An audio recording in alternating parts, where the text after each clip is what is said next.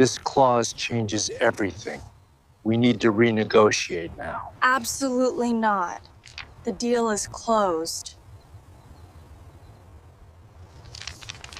I can't believe it actually sold tonight.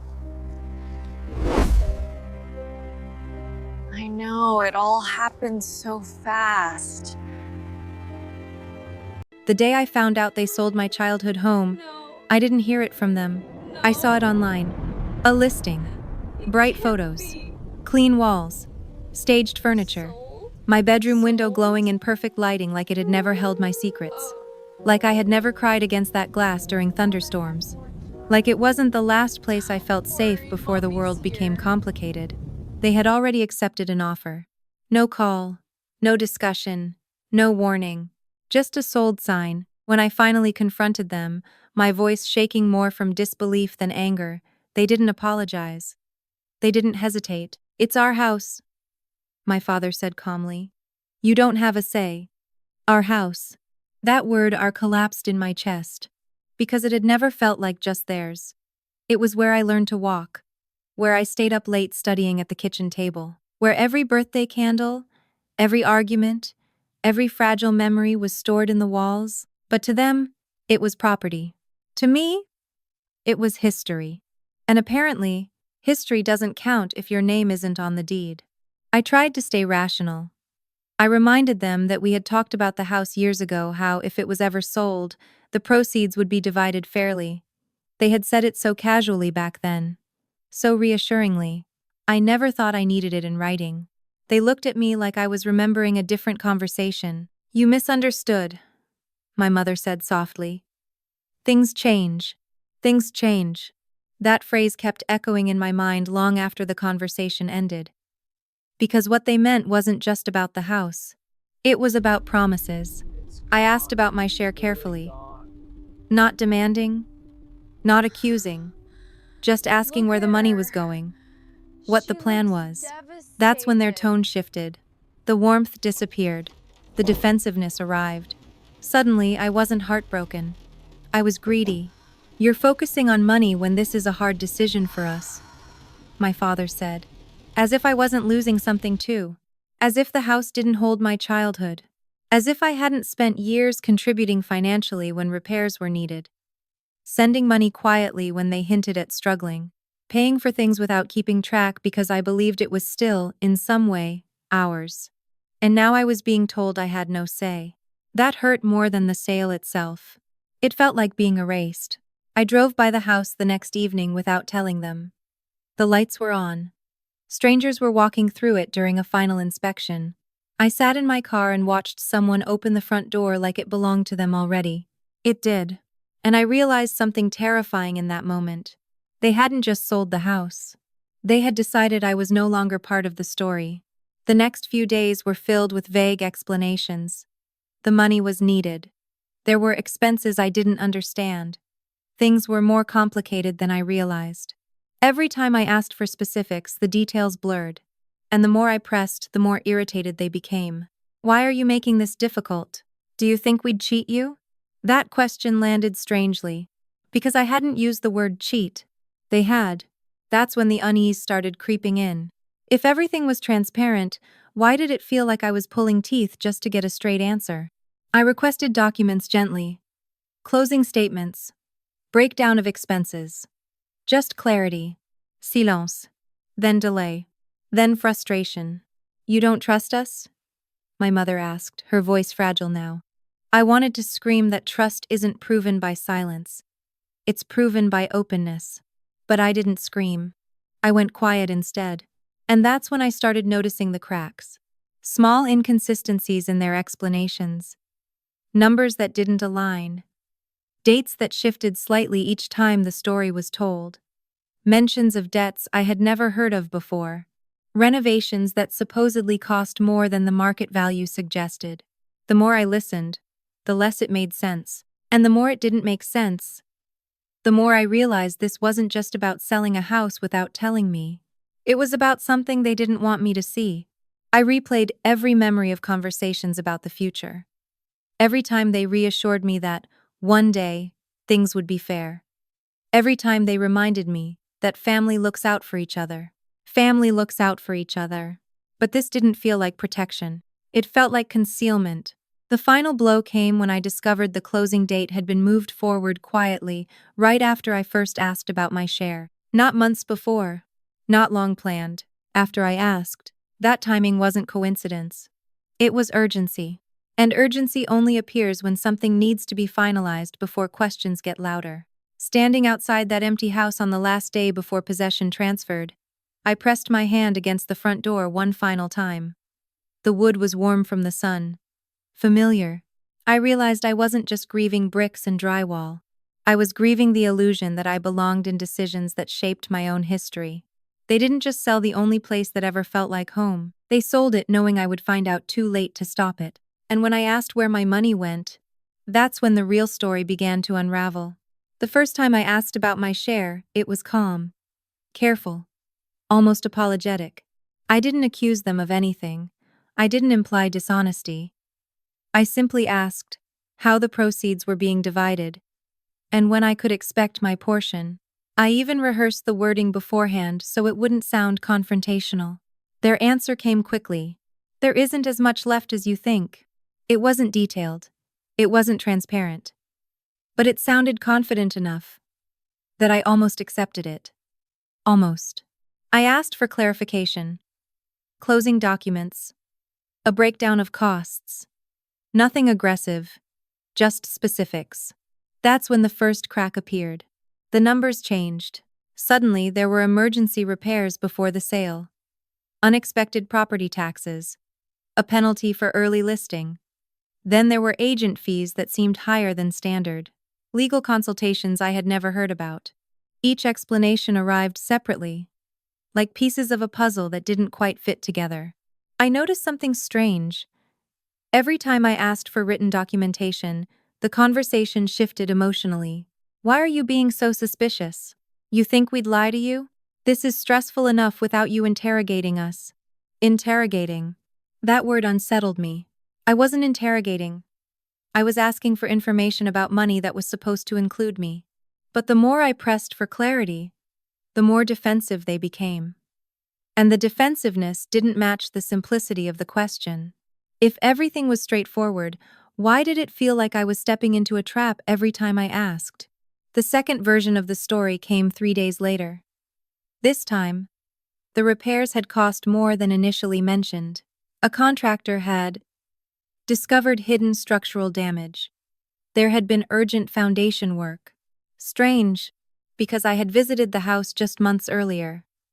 There had been no signs of emergency construction. No warnings. No discussions. When I gently asked which contractor handled the repairs, there was hesitation. I don't remember the name, my father said quickly. He always remembered names. That was the moment something shifted inside me. It wasn't anger yet. It was alertness. I began to write things down.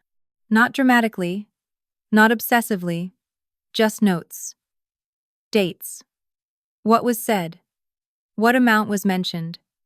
Which explanation replaced the previous one? I told myself it was for clarity. But deep down, I knew it was because the narrative felt unstable. A week later, the story changed again. Now part of the money had gone toward family obligations. Debts that needed clearing. Loans between relatives I had never known existed. Suddenly, the sale wasn't just about the house, it was about financial emergencies that had apparently been looming for years. And yet, I had never been told. I wasn't included when debts were discussed. I wasn't consulted when decisions were made. But I was expected to accept the outcome quietly. The more I listened, the more I realized something chilling. They weren't telling one consistent story. They were adjusting it based on my questions. Every time I narrowed in on a detail, a new explanation appeared to cover it. Not in a dramatic way, but in small, incremental shifts. Numbers that rounded differently. Timelines that moved slightly. Expenses that materialized only after I asked for breakdowns.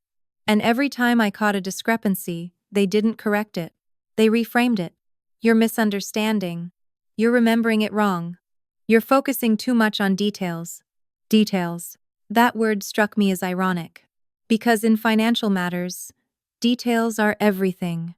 One evening, after another circular conversation, I sat alone at my kitchen table and opened a blank notebook. I rewrote every version of the story in chronological order. I compared amounts. I listed dates. I highlighted inconsistencies. When I finished, the pattern was undeniable. The total sale price had remained the same, but the expenses had grown each time I asked questions. It was like watching sand slowly fill a jar until there was no space left for my share. The next time I brought up a discrepancy calmly, with specific numbers, their reaction wasn't confusion. It was irritation. Why are you keeping track like this? That question landed hard, because the answer was simple. Because you're not. Silence followed. Not shocked silence. Measured silence. That was when I understood something that made my stomach drop. They didn't expect me to document anything.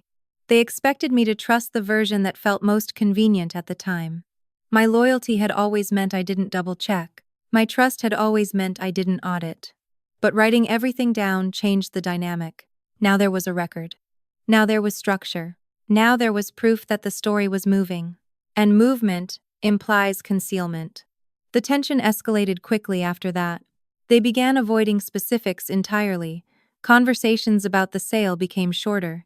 Vague phrases replaced explanations. It's complicated. You wouldn't understand the full picture. It's already been handled. Handled. Without me. One afternoon, I requested the official closing statement directly. Not emotionally, not angrily, just formally. That's when the atmosphere shifted from defensive to tight. And for the first time, I saw something I hadn't seen before. Fear. Not fear of confrontation. Fear of documentation. Because documentation doesn't bend. It doesn't adjust. It doesn't forget what was said last week. And suddenly their resistance made sense. If the numbers were clean, transparency would be simple. If the story was consistent, clarity would be easy. But the story wasn't stable. And that instability told me more than any admission could. By the time I closed my notebook that night, I realized something painful. This wasn't just miscommunication. It was control through confusion. And confusion works best when no one keeps receipts. But I had started keeping them. And whatever they were trying to bury beneath shifting explanations, it wasn't going to stay buried for long. For weeks, they kept repeating the same phrase. It's just family stress. Every time I questioned a number, every time I pointed out an inconsistency, every time I asked for something in writing, that was the answer. Stress, complications, emotions running high. Selling a house after so many years was hard on them. They made it sound messy. But messy isn't the same as dishonest. And deep down, I knew the difference. The document didn't come from them. It came from a public records request. I didn't tell them I was pulling it. I didn't threaten. I didn't announce anything. I simply requested the official closing statement directly from the county records office. When the email arrived, my hands were shaking before I even opened it. I wasn't hoping to catch them in a lie. I was hoping to prove myself wrong. The first page looked normal. Sale price listed clearly. Date of closing. Agent information. Standard formatting. Then I saw it. The net proceeds. The amount remaining after all legitimate fees and standard deductions. And it wasn't small. It wasn't even close to the shrinking, over-explained, barely leftover figure they had described. The gap between what the document showed and what they told me was so wide it felt unreal. I read it 3 times. Then 5. Then I printed it, because holding it in my hands made it undeniable. They hadn't been overwhelmed. They hadn't miscalculated. They hadn't been confused. They had lied. And the lie had structure. The document broke everything down clearly. Agent commission percentage. Transfer taxes. Title fees. Recording costs. Every number was itemized. Transparent. Logical. There were no massive emergency repairs listed. No unexplained penalties. No mysterious debts deducted at closing. Just a clean transaction. Which meant every explanation they had given me about disappearing funds had come after the money landed. That realization hurt more than the sale itself, because it meant the decision to exclude me wasn't impulsive. It was intentional. I remember sitting at my kitchen table with the document spread in front of me, feeling something heavier than anger settle into my chest. Grief. Not just for the house, for the trust I had been holding on to. The next time I spoke to them, I didn't accuse. I didn't raise my voice. I simply asked one question. Why does the closing statement show a different number than what you told me? Silence. Longer than before. Then deflection. That doesn't show the full picture. There were other private agreements. You don't understand everything involved. But this time, the confidence was gone. Because I had proof. And proof doesn't argue. It just exists. I asked about the additional debts they claimed had been paid off with the proceeds. There was no documentation, no receipts, no timeline, just vague statements about family obligations and old arrangements. When I requested written confirmation of those obligations, irritation surfaced quickly. Why are you digging like this? Because the truth shouldn't require digging. That's when it clicked fully. The money hadn't disappeared during the sale. It had disappeared after. Transferred. Reassigned. Hidden under narratives that relied on my trust and emotional hesitation. And there was a trail. Bank transfer dates that aligned too neatly with unrelated purchases. Conversations about financial strain that conveniently stopped right after closing. A sudden loan given to another family member weeks later. Individually, none of it screamed fraud. Together, it formed a pattern. The pattern of someone who assumed I wouldn't check. The most painful moment wasn't discovering the numbers. It was realizing they had counted on my loyalty to keep me from questioning them. They knew I valued peace. They knew I avoided conflict. They knew I wouldn't accuse them lightly. And they used that. The house had been sold quietly. The money had been moved quietly. And the story had been adjusted slowly enough that they believed I would never line it all up. But I had. And now the illusion of family stress collapsed under its own weight. When I finally confronted them with the document physically in my hands, something shifted in their eyes. Not remorse, not shame. Exposure. They stopped trying to explain the math. They started attacking my tone. You're being cold. You're acting like a stranger. You care more about money than family. The script had changed again. Because when facts corner someone, they attack character. But this time, the tactic didn't work. Because I wasn't arguing about feelings. I was holding paper. And that paper proved something irreversible. They didn't just sell my childhood home without including me. They redirected my share and built a narrative to make me doubt myself before I ever looked at the numbers. The betrayal wasn't emotional chaos. It was financial clarity disguised as confusion. And that kind of lie leaves a trail. A digital one. A transactional one. A documented one. As I gathered every file, every timestamp, every version of the story they told me, one truth became undeniable. This wasn't miscommunication. It was premeditated silence. They had finalized the sale knowing I wasn't fully informed. They had moved the funds knowing I wasn't watching. And they had trusted that my love for them would stop me from verifying. But love doesn't erase paper trails. And once I saw the full picture laid out in black and white, I understood something chilling. They weren't afraid I would find out. They were afraid I would prove it. And now that I had one document, I was about to uncover what they did next and why they thought I would never connect the dots. I thought losing the house was the hardest part. I thought watching strangers carry boxes through the rooms that once held my childhood would be the deepest cut. I thought grieving the physical loss of that space would be what stayed with me. I was wrong. The house was only the beginning. The real devastation came when I followed the money far enough to see where it actually went. After getting the closing statement, I started mapping timelines. Not obsessively, not vindictively, just logically. The deposit date, the transfer windows, the sudden financial relief that seemed to ripple through certain conversations shortly after the sale finalized. It didn't take long before patterns stopped looking like coincidence. 2 weeks after closing, my father suddenly co-signed on a new property investment with a relative. A business opportunity, they called it casually at a family dinner. I wasn't invited to. I only found out because someone mentioned it offhandedly later, assuming I already knew. I didn't. Around the same time, a private loan was extended to my cousin, the same cousin who had been struggling financially for years. I had known about the struggle. I just didn't know the solution had come from the house I grew up in. My house. My share. The funds weren't swallowed by emergency repairs. They weren't lost to hidden debts. They were redistributed. Strategically. Quietly. Without me. When I finally connected the dates of the sale deposit to the dates of those transfers, the timeline aligned too cleanly to ignore. Money that was almost gone, when I asked about it, had somehow resurfaced in large, decisive transactions weeks later. And that's when the truth shifted from suspicion to certainty. They hadn't just excluded me from the sale, they had prioritized someone else over me. The night that realization settled in, I didn't feel rage. I felt something colder. Replacement. It wasn't that they needed the money to survive. It wasn't even that they were drowning in debt. They chose where it went. And they didn't choose me. I confronted them again, this time with timelines instead of just numbers. I laid it out calmly. The deposit date, the investment date, the loan issuance. The gap between what they told me was barely anything left, and what the transfers showed. For the first time, they didn't deny the transactions. They minimized them. It was temporary. It was necessary.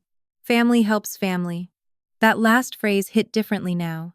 Because apparently, I wasn't the kind of family worth helping. When I asked why I wasn't included in that decision, why my portion was used to stabilize someone else's life without even informing me, the answer wasn't logical. It was revealing. You don't need it the way they do. Need. As if fairness is measured by perceived stability.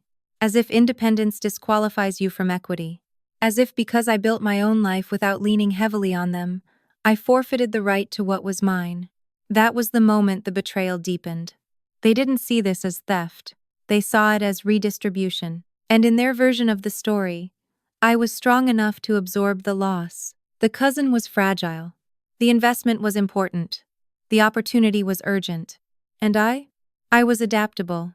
Dépendable. Expendable. The house wasn't just sold.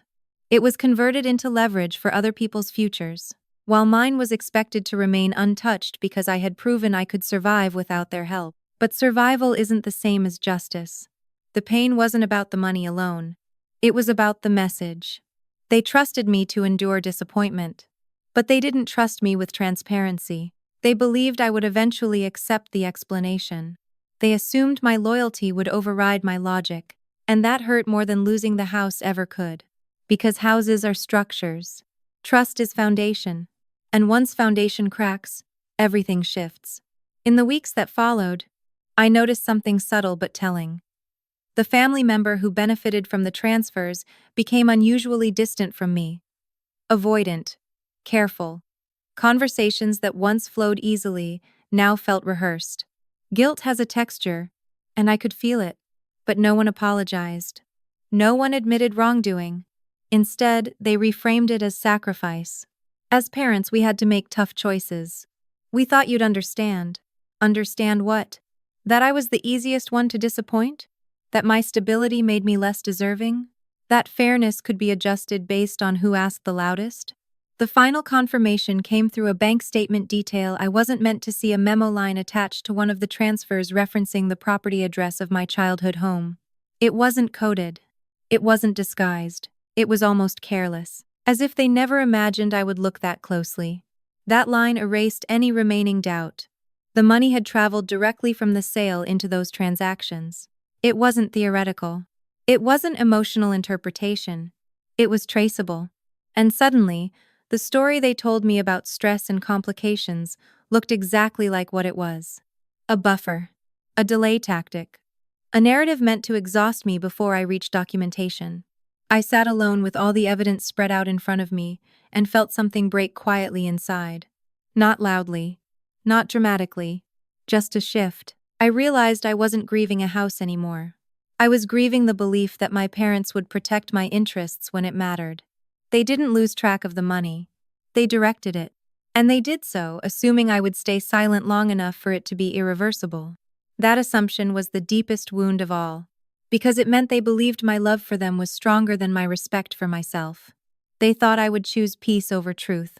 But once you see where your money went, once you see how deliberately you were excluded, you can't unsee it. And the hardest part wasn't confronting them. It was accepting that if I hadn't followed the trail, they would have never told me. The house is gone. The money is accounted for. But the illusion of unconditional trust? That's what I truly lost. And unlike property, that's something you can't rebuild once it's sold behind your back.